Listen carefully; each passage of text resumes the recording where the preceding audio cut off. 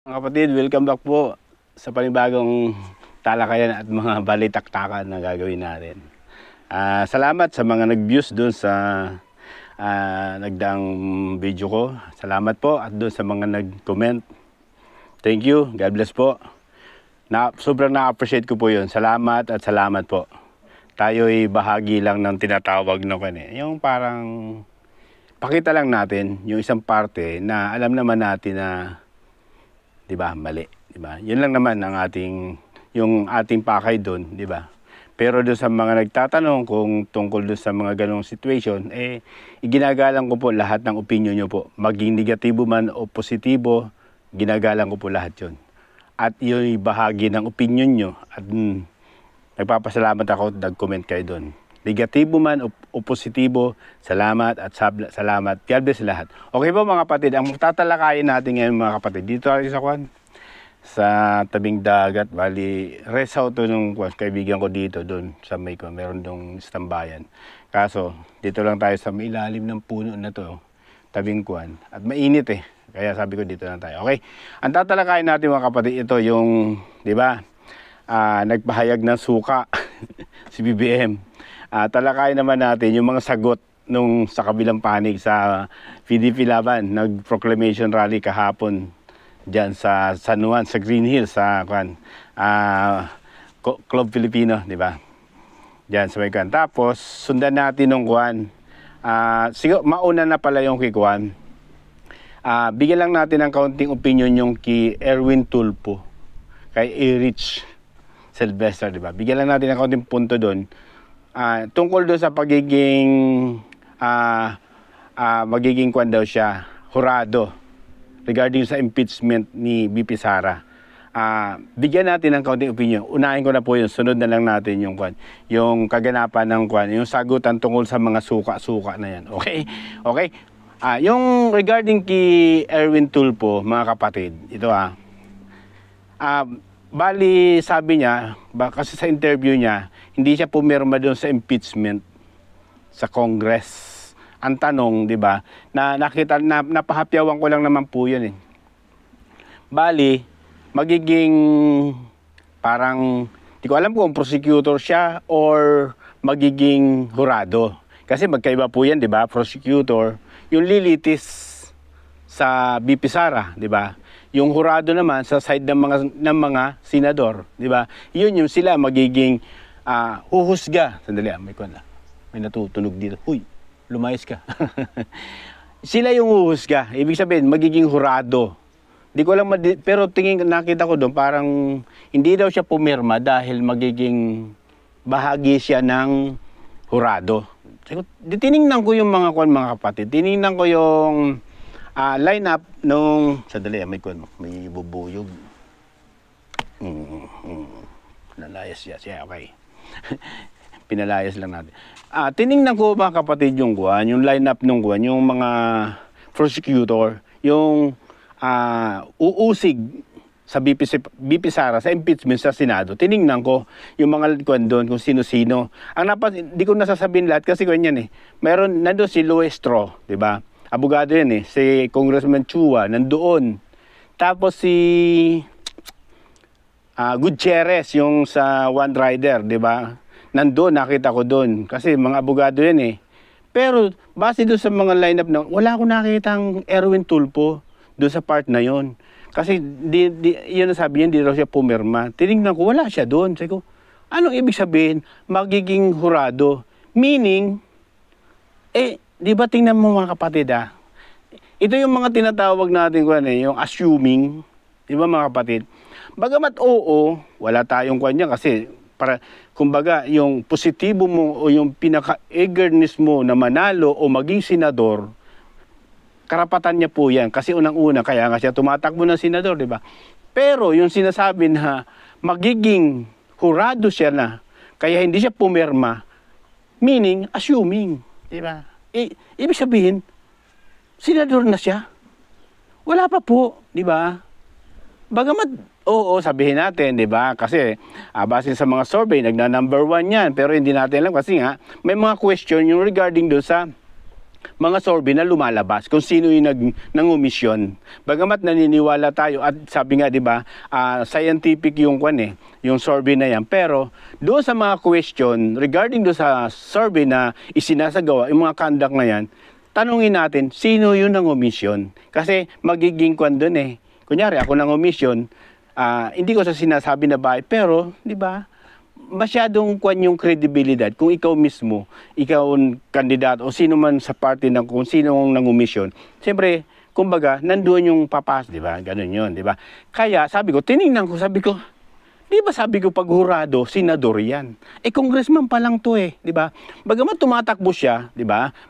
Ganun naman tayo mga kapatid, di ba? Hindi naman masamang mangarap, di ba? Walang masama doon, walang problema sa pangarap na yan. Pero, yung pangunahan mo na hindi pa, kung tawagin ito mga kapatid, hindi pa inilalabas ang itlog o kaya itlog pa lang, nagbibilang ka na ng sisiw. Di ba? Ganun yan. Ganun yun ang basa ko sa kanya. Kasi sabi ko, pagiging hurado, kaya hindi siya pumirma ng impeachment kasi magiging hurado siya, assuming na talagang mananalo. Okay, fine. Sige, di ba? Kasi kanyan Pero lagi natin tatandaan mga kapatid. Mr. Erwin Tulfo, Congressman Tulfo, di ba? Erwin Tulfo. Ang mangga, di ba? Bagamat alam mong bunga na yan, may posibilidad, di ba? May posibilidad na malaglag pa rin yan, di ba? Kasi ang daming cause niyan yung kinisot ng ibon, di ba? O kaya nagkaroon ng problema, nalaglag siya. Bagamat nasa taas na alam mong bunga na, pero may posibilidad pa rin malaglag. Kaya wag tayo masyadong assuming, di ba? Wag tayo masyadong, kumbaga, akala mo, di ba? Kaya nagtaka ako, sabi ko, magiging hurado, o kaya hindi siya pumirma kasi hurado siya. Parang, di ba? Ang hurado po kasi, di ba, yung mga senador, hindi naman siya senador congressman siya. Kaya doon ko napagkuhan, ganun. Ibig sabihin, ngayon pa lang, nasa puso't isipan niya, senador na siya. Di ba? Pero lagi mong tatandaan, Mr. Erwin Tulfo, ang lahat maraming nagaganap. At yung mga bagay na yan, huwag mo masyadong di ba? Ang daming mga cost niyan Hindi ibig sabihin sa mga negatibo at saka sa mga huwag nating isipin yun, kumbaga gano'n, kumbaga para sa pero lagi na realidad, minsan sa karamdaman, di ba? Minsan, minuto lang kailan pa yung magaganap yung di ba? Matagal pa yan Minuto lang, lumabas ka lang, nagkaroon ng, di ba? Nawala. Kaya sabi ko nga, bagamat, oo, hindi masama, pero yung pagiging assuming na talagang ikaw senador na, ay parang hindi naman tama sa isang parte na congressman ka pa po lang ngayon. Oo nga ba, tumatakbo ka, pero yun nga sinasabi ko mga kapatid. Ang mangga, minsan nalalaglag din yan. Kahit sabihin mo, kaya nga minsan kinukampo yan ini-esprehan ng pampakapit. Paano kung hindi nga na-esprehan ng pampakapit at inalaglag, di ba? Parang ganun sa'yo, sa ating realidad na buhay, minsan, pag lumabas ka lang sa buhay, di ba? Minsan, ayan na, di ba? Wala ka na. Bakit? Ganun talaga ang buhay ng tao. Parang iglap lang, tawagin nga sa Biblia yan parang bula lang ang buhay ng tao. Na nakikita mo ngayon, minsan, wala na siya. Kaya nga sinasabi natin minsan, di ba't nakita ko lang kahapon siya? Ba't nawala na siya? Di ba ganun? Kaya ang payo ko sa'yo, wag naman bagamat, na bahagi yan ng eagerness mo. Pero, yung sabihin mo na, o ano pa man na, kaya hindi ka pumirma kasi magiging bahagi ka ng hurado, di ba? Wag masyadong pagkasigurado. Erwin Tulfo, minsan, ang haba ng panahon ng mga ganitong bagay, baka magkaroon ng, di ba? Na, gano'n naman talaga, di ba? Kahit sa gulong, realidad, mga kapatid. Minsan nasa ibabaw, minsan nasa ilalim, minsan ibabaw ko, ilalim ka na naman. Di ba? Ganun po. Kaya itong ating, katunayan nga mga kapatid, binuskas siya 2 beses ni Congressman Richard Gomez, di ba? Katulad nung sa una niyang nagkaroon siya ng privilege speech sa Kongreso. Tapos sinabi niya na yung mga bills na dapat kuhanin na ng Senado. Kasi nga, ayun binuskas siya ni Richard Gomez. Ba't kailangan mo sabihin sa amin yan? Bakit ibig ba sabihin, senador ka na? Diba? Kaya sabi ko nga sa iyo mga kapatid, ito, kwento Kumbaga, kinukondisyon niya na yung sarili. Okay lang yan, mga kanyan. Hindi naman sa mangarap yan eh. Pero yung bagay na yan, para bang, di ba, paniguraduhan. Oo, sige, panigurado ka. Ang amin lang naman huwag masyadong huwag masyadong mataas ang lipad na baka dumating ang isang punto, isang araw, isang oras, baka biglang malaglag. Kaya sana nga, be humble sa sarili. Maging humble sa sarili, huwag masyadong kumbaga, tiwala sa sarili, o masyadong believe sa sarili, o kaya, talagang mananalo ko, be humble. Pakiusap lang, be humble. Kasi mga tao, minsan, ako talaga, naging curiosity ko lang sa sarili ko, bakit siya magiging hurado? Tiningnan ko, sabi ko, prosecutor at saka hurado, magkaiba eh. Diba? Yung hurado, yung uhusga sa Senado. Yung prosecutor, yung lilitis sa Vice President. Tiningnan ko dun, wala siya dun sa lilitis sa prosecutor uhusga daw at magiging hurado. Ibig sabihin, senador ka na? Senador ka na? Di ba? Okay, fine mga kapatid. Alam mo mga kapatid, ito kasi si Erwin Tulfo. Sa mga hindi nakakaalam, ito papaalam lang natin. Si Erwin Tulfo, siya yung original na lumikha ng AKAP. Siya po yung original na lumikha ng AKAP. Tandaan nyo mga kapatid. Sabi nga doon, kasi yun, di ba, tutok Erwin Tulfo, yun sa palabas sa TV. Tingin ko doon, tutok AKAP tayo, di ba? AKAP, siya yung original na lumikha niyan. Siya yung pinakautak ng AKAP kung paano yung distribution, paano yung siya yung lumikha niyan. Tapos, kumbaga tawagin siya yung nag-coin, di ba, ng AKAP. Yun. Kaya sila lagi magkasama ni Tambaloslos, di ba? Tingnan natin mga kapatid, sana makita nyo, pero sa akin lang, wala namang masamang mangarap kasi mangangarap ka lang naman, di ba? Lakihan mo na. Pero yung para bang ito na, ako na yun, senador na. Kasi yun yung pinapalabas niya. Kaya hindi siya pumirma kasi magiging bahagi siya ng, di ba?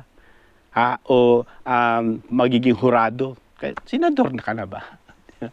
Ipanalo nyo muna po yung pagiging senador nyo o pagiging pagtakbo mo na senador. Ipanalo nyo muna po. Walang problema po yun. Ipanalo muna po at pag nanalo po kayo, saludo sa'yo. Okay? Kasi gusto ng sambayan ng Pilipino. Ang gusto ng sambayan ng Pilipino, gusto rin, di ba? Bahagi ng kagustuhan ng taas diyan. Pero ang payo ko lang, ipanalo mo muna po bago mo sabihin yung isang parte na to. Di ba? Na pagiging, kasi ganyan para bang ito na ang gawain ng isang senador. Oo, tama yun. Pero yung sabihin mo na ganun, tanong ko sa'yo, senador ka na ba? Para sabihin mo kayo hindi ka pumirma kasi magiging hurado ka. Bahagi ka ng hurado. Magiging bahagi ka ng hurado. Hindi ka pa po senador. Ipanalo mo muna po. Diba? Baka po sa haba na yan, isang buwan kalahating campaign, hindi natin alam ang sitwasyon. Diba?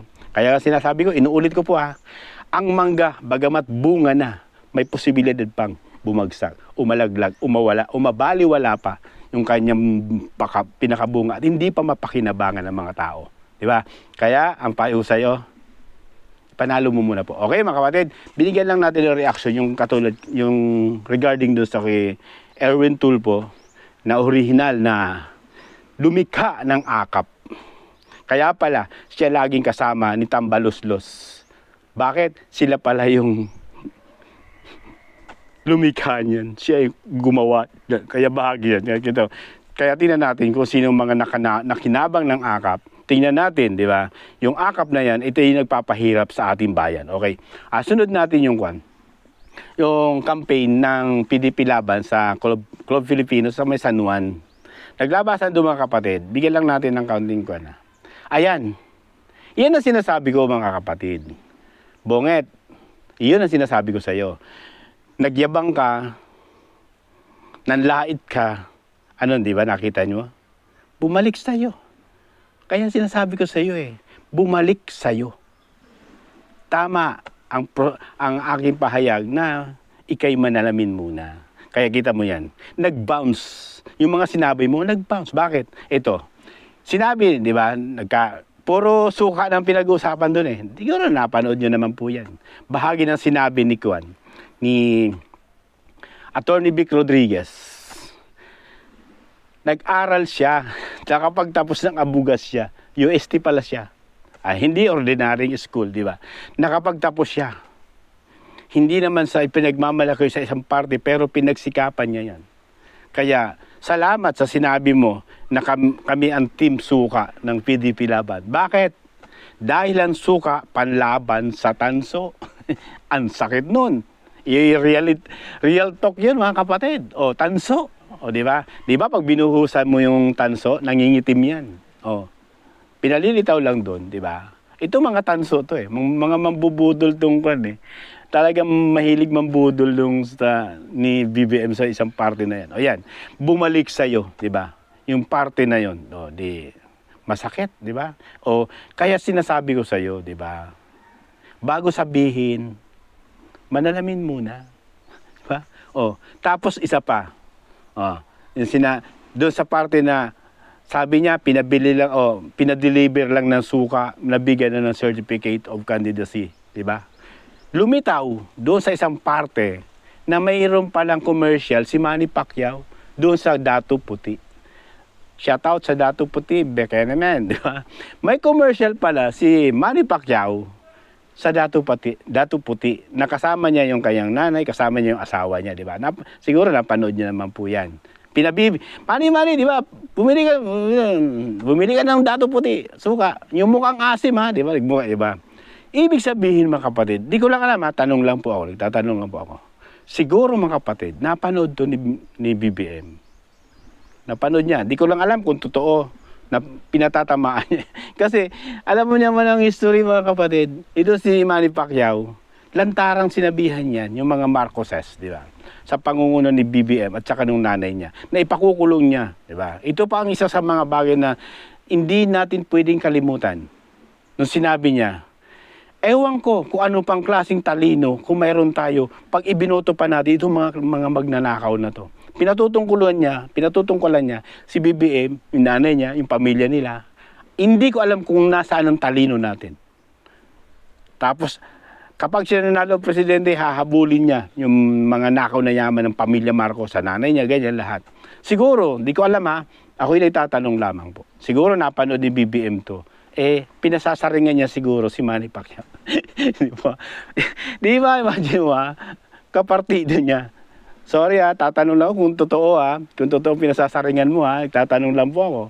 Kung totoo, napanood mo yung commercial ng Datu Puti ni Manny Pacquiao, baka po siya yung pinasasaringan mo.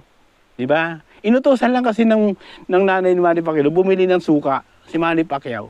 Sakto naman yung sinabi ni BBM regarding doon. Sa binanggit niya na, nag-deliver lang ng suka, nabigyan na ng certificate, yung pala, may commercial si Manny Pacquiao ng Datu Puti na mukha asim.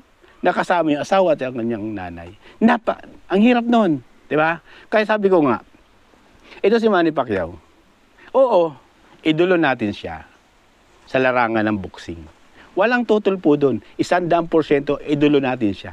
Pero sa larangan ng politika, wala tayong nakitang napatunayan o ano pa mang bagay na nagawa. Sa isang parte na alam natin na dapat karapat-dapat bilang senador gumawa ng matitinong batas. Di ba? Wala tayong napansin. Sa loob ng termino, hindi ko alam kung mayroon siya mga legasiya regarding sa mga naipal niyang batas. Pero ating tatandaan lagi, di ba? Iniidolo natin siya sa larangan ng boxing. Pero pagdating sa politika at sa paggawa ng mga ganitong klase na bilang senador na lehitimong gumagawa ng batas, hindi natin kayang arukin sa ating sarili na maging bahagi rin siya. Bagamat nanalo, nagka-senador niya, pero dapat matuto na rin tayo, di ba? Matuto tayo kung ano talaga at sino talaga ang karapat-dapat sa isang party na alam natin na magiging, di ba? Kasi wala pagdating sa floor, sa Senado, wala Wala, katulad nung di ba sa iba na talagang nasa majority o tinatawag na silent majority. Bakit? Hindi makapagsalita Hindi makapag-privilehiyo o hindi makapag-counter. Yun ang mahirap doon. Kaya, di ba, siguro nga sa tingin ko napanood ni BBM yung commercial ni Manny Pacquiao, ayun, pinasaringan niya. Kasi siguro nga, tatanong, dapat yung parte ng mga sinabi ni Manny nung before yung presidential election, talagang dinurog siya ni Manny Pacquiao. Sabi niya, Hindi ko alam, ito quote, hindi ko alam kung anong talino pa mayroon tayo para iboto natin itong mga magnanakaw na to sa BBM, mga ganun, di ba? Kung nasaan ang talino natin. Ngayon, kasama niya na, di ba? O, di ba? Parang ganito, mga kapatid. Di ba yung aso, ganun yan? Pag isinuka niya, binabalikan niya yung kakainin niya pa rin yun. Ganun yung aso. Pero hindi ko sinasabi na ganun ang ating idolong Manny Pacquiao. Pero inihalin tulad lang natin sa isang parte na ganun, na ang aso, pag isinuka yan, kinakain niya pa rin. Ibig ko sabihin, lahat ng mga bagay na patutsada o mga akusasyon o mga paratang niya sa mga Marcoses, kay BBM, kay sa nanay niya, isinuka niya yon, pero nilunok niya pa rin ngayon kasi magkasama na rin siya ulit. Sana makita natin, mga kapatid, yung ganitong klase mga tumatakbo, di ba? Dangan nga lang, di ba, siyempre maraming pondo, di ba? Maging matalino tayo, maraming pondo, maraming kaya nananalo. Yung ibig ko sabihin, tingnan nyo yung reputasyon sa isang parte na dati pa naman, hindi naman ganun eh. Kung makatuligsa, kung makahusga, kung papaano niya gagawin, ipakukulong, ganun-ganun. Pero ngayon kasama. At anong talino doon na mayroon tayo pag ibinoto pa natin yung ganitong klase mga magnanakaw na to, kay BBM, di ba? Anong talino pa raw mayroon tayo? O, yan, kinain mo lahat, di ba? Kinain mo lahat ng mga sinabi mo, nandiyan ka na. Iyon ang sinasabi ko, mga kapatid. Pag-aralan natin kung sino yung mga tao na talagang tapat o honest sa kanilang mga sinasabi. Bakit nangyari? Kasi ayan, isinama siya sa lineup. Lahat ng mga bagay na sinabi niya, siguro. Diba? Pero, nasaan yung reputasyon? Nasaan yung tunay at magandang layunin para maglingkod ka sa bayan? Wala. Bakit? Yung mga sinasabi mo, binabalik mo rin sa sarili mo. Diba? O, sa mga ganung pahayag, diba? Kaya nga dapat sabi ko nga dapat, maging maingat sa isang parte na bigkasin yung mga bagay na sinasabi na alam mo, makaka-apekto sa'yo sa mga darating na panahon. O ngayon, naapektuhan siya. Diba? Kaya, huwag tayong maging mapanghusga. Huwag tayong magbigay ng isang parte na alam mo, darating ang araw, tatama rin sa'yo. Ayan.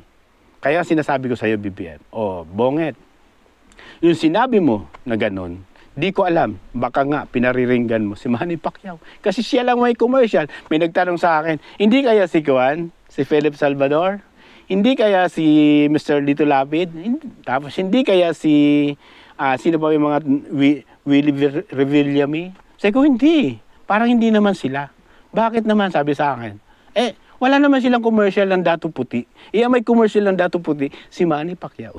Ibig sabihin, siya yung pinariringgan. Nagtatanong lang kung totoo, pinapatot sa damo. Kasi sa mga nangyaring pahayag niya, last, bago mag-presidential election, 2016, di ba? 2022. Di ba? Noong 22 pala, sorry. Bago mag-ganon niya, siya nun, di ba? Kandidato siya presidente. Ang dami yung sinabi sa mga Marcoses, di ba? Na mga parte na, ikabibilib mo, yung pala, pang ganun lang pala yun. Pagdating ngayon, magkasama, nasaan yung kredibilidad mo? Na sabihin yung mga bagay na to na, bakit magiging, ngayon, sinasabi niya, bakit laging kinuha ng mga magnanakaw yung Marcos, number 1 naman sa kinumya. Tignan mo. Diba? Lahat ng kinain mo, lahat ng sinabi mo, kinain mo lahat. Na masakit. Diba? Bakit? So, alam mo ka, mga kapatid, pumapasok na siya sa pagiging trapo. Si Manny Pacquiao, pumapasok na siya sa pagiging trapo. Dahil kung hindi siya trapo, yung mga sinabi niya na yun, panindigan niya yun. Mag-independent siya, may posibilidad na manalo o may posibilidad na i-recognize o maunawaan ng mga tao. Hindi yung binanatan mo, tapos, ayan, kaakap mo na. Walang kredibilidad. Walang ipagmamalaki. Bagamat napakahusay sa boxing, pero pagdating sa paninindigan, wala. Lusaw. Ang daming sinagupa na matitigas, diba? Ni Manny Pacquiao, at tayo sinasaluduan natin yan. Naging bahagi siya para makilala ang Pilipinas. Iyo hindi natin kinalilimutan. Pero pagdating sa larangan ng politika, sa larangan ng paggawa ng mga batas, questionable. Bakit? Hindi naman tayo sinasabihan na ganun lang talaga ang hindi po. Maging real talk lang tayo. ang Senado ay gumagawa ng batas. Di ba? Bagamat napaka ganitong sitwasyon, yan nga sinasabi niya, yung mga bagay na tinalumpati niya doon sa di ba, sa rally nila. Wala. Hindi na naging hindi na naging impact sa mga tao. Bakit? May sinabi ka na laban sa Pangulo, kay BBM, tapos kasama mo. Kaya nagiging questionable ka na doon sa kredibilidad. Kaya mabigat yun mga kapatid. Kaya maging maingat po tayo sa pagpipili. Nasa inyong mga kamay ang ikagaganda ng ating bayan. Tingnan nyo na lang po yung mga karapat-dapat. Kayo naman po kayo naman po papasyan yan. Pero dapat maging maingat po tayo. Tingnan natin yung sinseridad. Tingnan natin yung layunin. Tingnan natin yung kanyang kredibilidad. Tingnan natin yung kanyang capacity o kakayahan na gumawa ng mga batas na naaayon sa kanilang. At saka, sincerity. Dapat pakita rin niya. Tingnan mo yung mga sinasabi ni Gwen. Ramdam mo. Ni Atty. Vic Rodriguez, ramdam mo sa puso. Talagang alam niya kung ano ang mga dapat niyang gawin pagdating sa Senado. Ganon din sa ating magaling na Congressman Rodante Marcoleta. Ramdam mo kung ano-ano mga plano at nakakuha na po siya Kumbaga, nakasalansa na yung mga kanilang mga plano. Iyon yung mga platform nila. Hindi katulad nung iaahon ko kayo sa hirap. Di ba? Yun yung mga pangako ng mga senador, yung mga tumatakbo. Pagagandahin ko o ipauunlarin ko ang bansang Pilipinas. Ang tanong, paano? Sinasabi mo pa lang yan. Pero paano nga? Hindi katulad yung Atty. Vic Rodriguez, nakasalangsan. Bawat sinasabi. Ito yung dapat gawin. Ito para ganito ang mangyari. Kay Atty. Marcoleta, ganito, ganyan. Doon makikita mo yung talagang mayroon ganon. Hindi yung binibigkas lang ng bibig pero wala naman dito at wala naman dito. Bakit? Alam niya lang kasi pampagana lang yun sa mga nanonood. Pero pagdating sa wala naman konkretong plano. Kasi hindi naman niya alam yun Hindi sa pagmamalita, sorry po hindi sa ganon. Kasi ako, mababa edukasyon. Pero siya ganun din. Pero dapat kapag nagsalita ka ng ganun sa isang parte, dapat nilalagyan mo ng konkretong mga plano. Diba? Ganun yung ibig ko sabihin. Hindi tayo sa nililit natin siya. Kasi naging pambansang bayani natin siya o pambansang kamao natin siya. Nakilala ang Pilipinas dahil sa kanya. Kaya sinasaluduhan natin siya. Pero pagdating sa larangan ng paggawa ng batas o pagpunta sa Senado, wag mong magkaiba po yan yung boxing at magkaiba yung paggawa ng batas, di ba?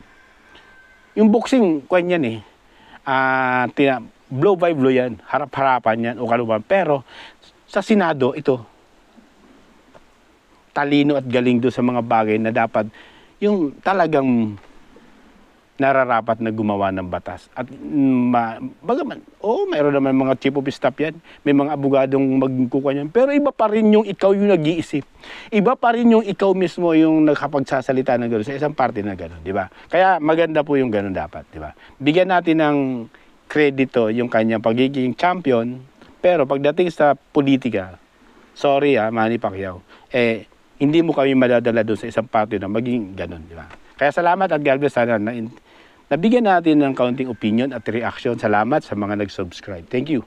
God bless po. At naway ingat po tayong lagi. Lagi yung sinasabi, pag mali, mali. Pag tama, doon tayo magsama-sama. God bless po.